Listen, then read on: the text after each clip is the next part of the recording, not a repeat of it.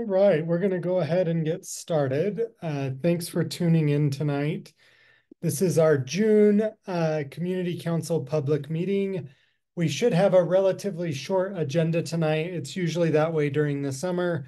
But with that, we can go ahead and get into our first presentation, which is Salt Lake City Parks and Public Lands is going to give an update on the Glendale Park pickleball courts. And just as a little bit of background for those that maybe don't remember this, when Glendale Regional Park, when the bond passed and the plan was released for Glendale Regional Park, there was a strong desire expressed for pickleball courts to be built as part of Glendale Regional Park. And going through the planning process, the city made the decision to convert some of the pickleball courts at the Glendale Park, which are currently tennis courts, into pickleball courts. With that background, Troy, I'll go ahead and turn it over to you. Thanks, Turner. And thank you for inviting me. This is actually a lot of fun. I need to apologize for Kat. She wanted to be here, but she couldn't. She is the lead on this project, but I have been helping her with it throughout, and so I'm familiar with what's going on. The cool part is, and in a nutshell, we're converting 4 existing tennis courts to 12 pickleball courts. So do you mind if I share screen and then I will show you some preliminary drawings that You should be able to share. If you have any issues, just let us know. Okay. Can you see that? Yes, we can. All right. So here are obviously the existing tennis courts. In the lower right corner, you can see that the 4 existing tennis courts have been converted to pickleball courts, 12 pickleball courts. Let me scroll to the next. Here's an enlarged version of it. And the cool thing is the existing concrete courts are actually in pretty decent shape. They're post-tensioned, which means they have cables running roughly every 4 feet on center. The designer, EPG Terracon. Now, on some of the documents you'll see, and in some of the previous emails, you'll probably see them referred to as EPG. Terracon has acquired them recently, so it's the same company, and it's the same people doing the work. But they did some ground penetrating radar at the existing courts, and so we know exactly where the cables are. Our new fencing and netting will not interfere with the existing cables, so we won't lose any structural integrity. So let me quickly just read this blurb that Kat has prepared that kind of gives an overview of what's going on. She wrote, Salt Lake City Public Lands, as part of the development of the new Glendale Park, will be converting 4 tennis courts to 12 pickleball courts at the current Glendale Neighborhood Park. Public engagement has been conducted to determine the appetite for pickleball and to confirm the design of the future courts. The landscape design firm EPG or Terracon is working on the final design right now, and it should be complete by mid-July. At that point, we are hoping to get a contractor on board and the courts resurfaced and completed. We are anticipating having the courts ready for play in the spring of 2024. Excuse me, she meant 2025. Huge thank you to the Glendale community for pushing this project forward and helping us with the design. The future courts will have ADA access, and each of the courts will be able to be accessed without crossing another court in use. She went on to write, I've received questions about lights and shade structures, to which I've been saying that, quote, our priority is to get as much pickleball on the west side as soon as possible. So we're constructing the courts with the funding that we have in order to not delay the project. If we find funding in the future, we will prioritize lighting and shade additions to these courts, which is what we've heard throughout the engagement process. So back to the enlarged courts.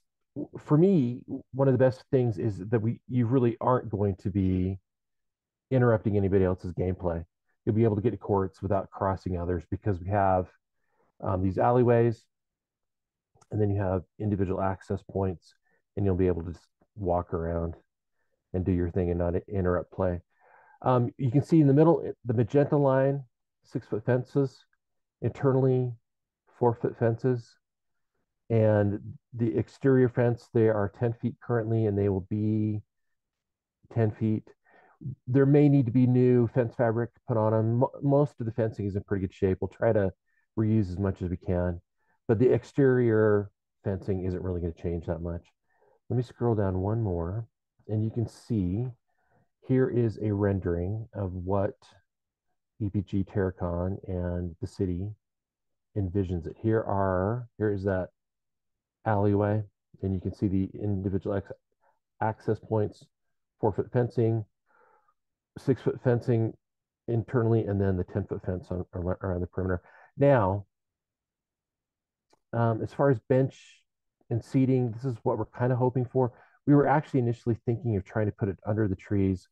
We talked to the forestry guys, and they said they shot us down very quickly. We can't have any hardscape that close to the trees, which is a bit of a bummer. But there will be ADA access to the courts, and there will be some seating, which is nice. And that's pretty much it. I think it's exciting. This should be a really good facility when it's done. Thanks, Troy. Are there any questions for Troy? Just feel free to unmute and ask your question if you've got one. And no, I won't play pickleball with anybody. I'm terrible. All right, I'm not seeing any questions. So thank you very much for being here tonight. Yeah, thanks again for inviting me. I appreciate it. All right, take care. Thanks, you too. See you. All right, we're going to move on to some community updates. Do we have anyone from Neighborhood House, NeighborWorks, the Sorensen Community Campus, any of our community partners on tonight? Okay, well, I have a few updates from the Community Council for things that have been going on here locally, just following up on a few things. So first, earlier this year, we had a full board, and our new webmaster, Chris, had a change in his life and had to step down from being our webmaster.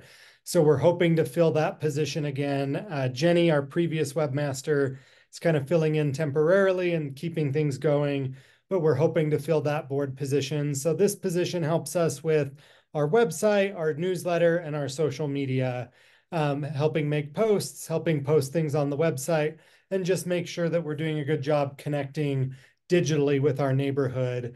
If that's something you're interested in, you don't have to have experience. We just ask that you be willing to work with us and kind of dedicate some of your time. And Jenny's been really great about setting up systems that would be easy for you to kind of plug into and take on as we move forward.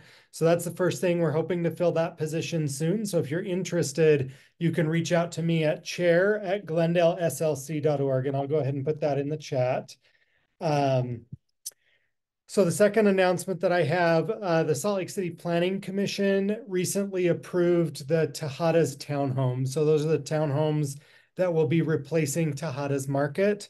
There were a few changes made to the design of that project. So last year they applied for a 1-year extension on their demolition permit because some of the environmental study that came back, they ran into some issues. Those were resolved. They came back with an updated plan that took out some of the amenities and increased the number of townhomes. So now I believe it'll be about 72 townhomes that are being built there, up from about 50 is what the previous plans called for. And now that it's been approved, the next step will be the demolition that will happen. So most likely the Tejada's Market will be demolished in the next couple of months, and then construction will begin on those townhomes.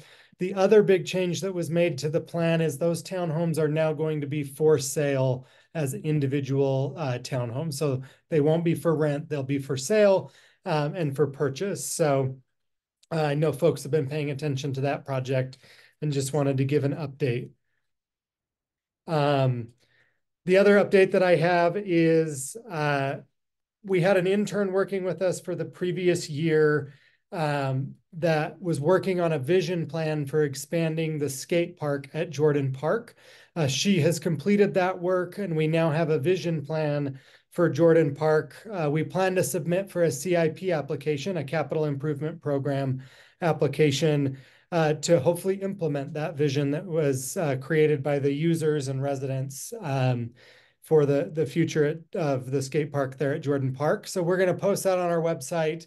And then Julie, who was the student that worked with us, is going to be back for our October meeting, which will be in person, and she'll present her findings and what she came up with in the plan with the folks that responded to our survey and participated in that process.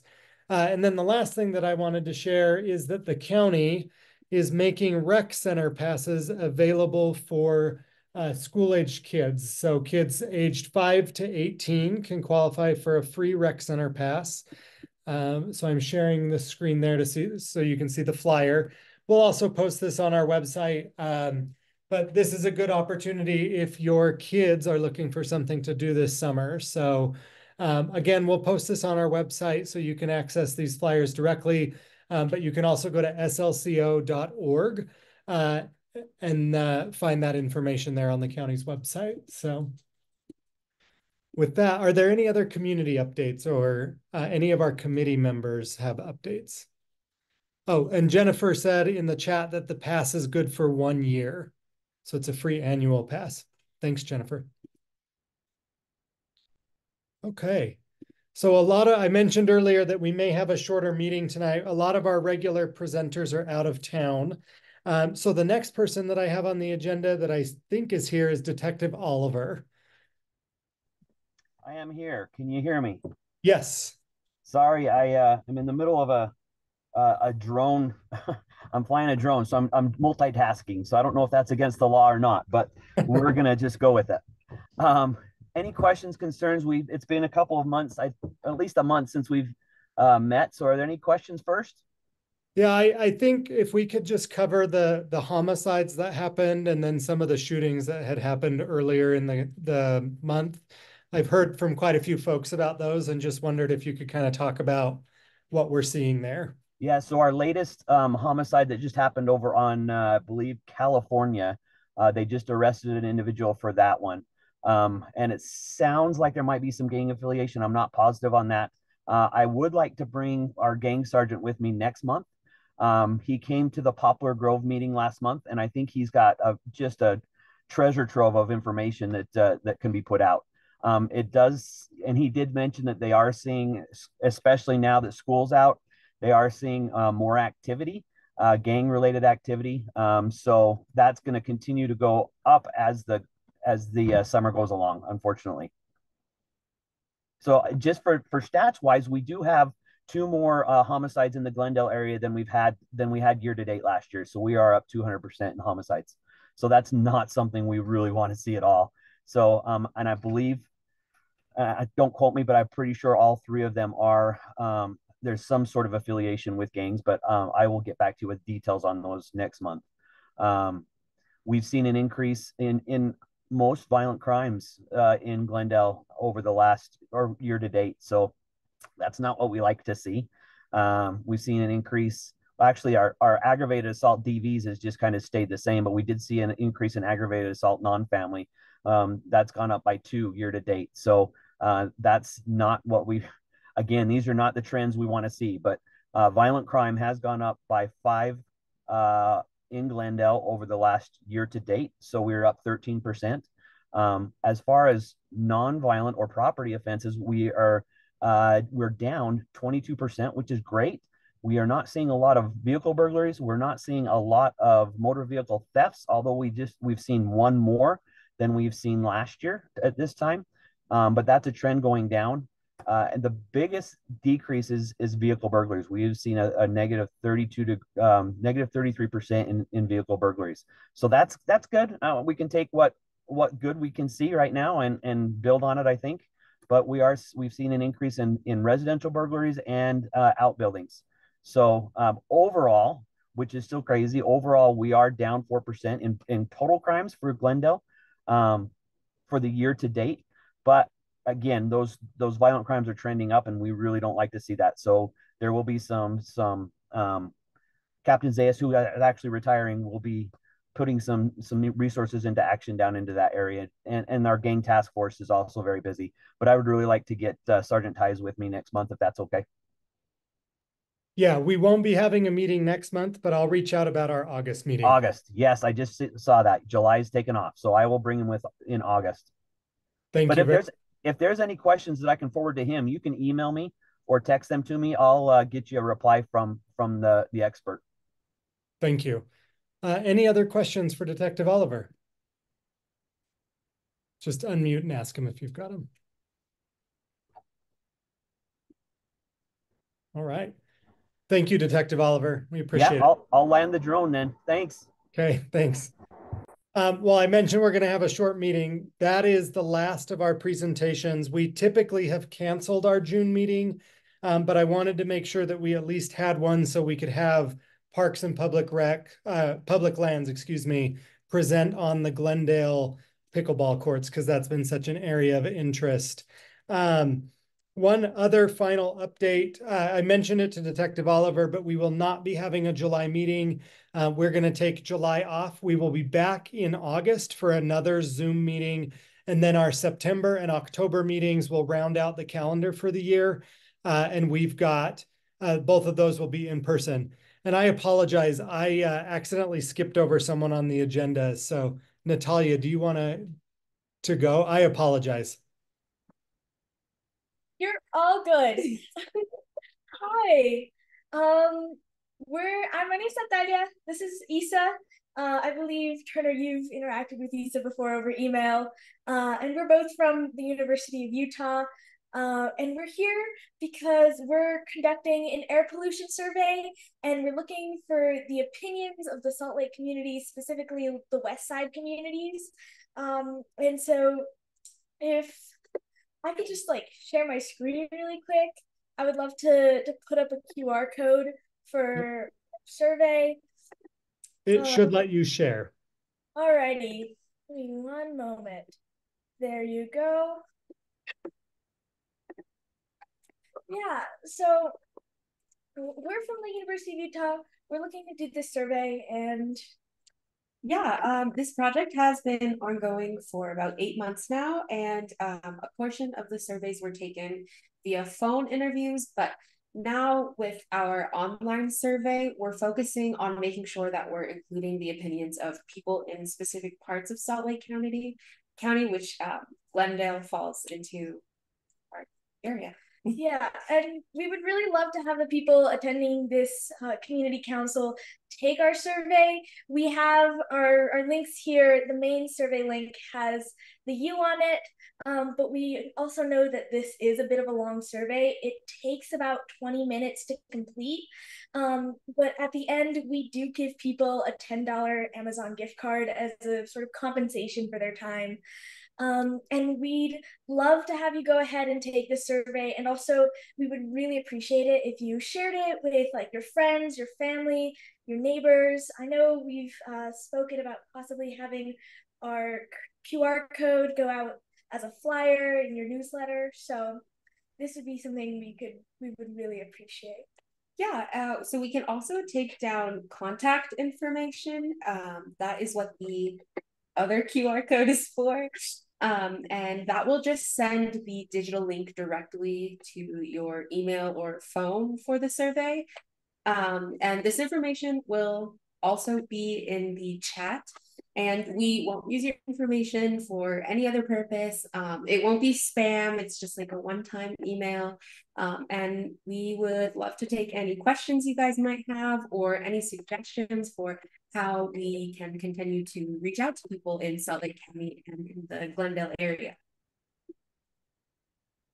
Thank you. And we'll make sure that we put this out and share it with the community. Yeah, thank you so much. Yeah, thank you. Thank you. We should leave it up for a little bit longer, but I think, yeah. All right. Thank you both for being here. I'm sorry that I skipped over you. Oh, you're all good. Don't worry about it. Thanks.